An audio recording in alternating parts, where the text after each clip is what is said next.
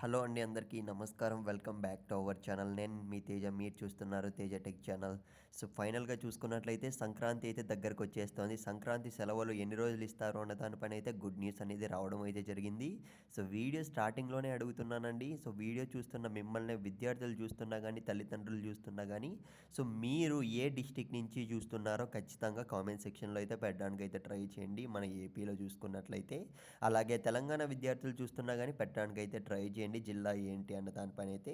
So ఏకంగా చూసుకున్నట్లయితే ఈ జనవరిలో 14 రోజులు హాలిడేస్ అయితే రాబోతున్నాయన్నమాట.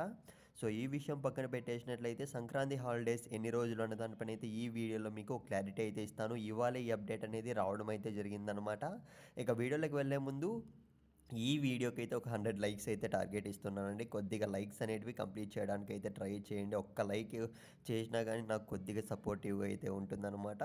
సో ఇక మనం ఏమాత్రం ఆలస్యం చేయకుండా ఇవాళ వీడియోలోకి అయితే వెళ్ళిపోదాం. ముందుగా అయితే మీరు స్క్రీన్ మీద అయితే గమనించండి. ఏపీ సంక్రాంతి హాలిడేస్ అనేది మనకు సో విద్యార్థులకు గుడ్ న్యూస్ అనేది ఒక ఆర్టికల్ అనేది రావడం అయితే జరిగిందనమాట. సో నేనైతే ఏమాత్రం ఆలస్యం చేయను. మీరు ఎంతగానో ఎదురు చూస్తున్న డేట్స్ విషయానికి అయితే వెళ్ళిపోతాను. సో మనకు సంక్రాంతి అనగానే అయితే విద్యార్థులందరూ కూడా చాలా అంటే చాలా ఎంతగానో ఎదురు చూస్తుంటారు. సెలవులు వస్తాయి, ఎంజాయ్ చేద్దామని అయితే.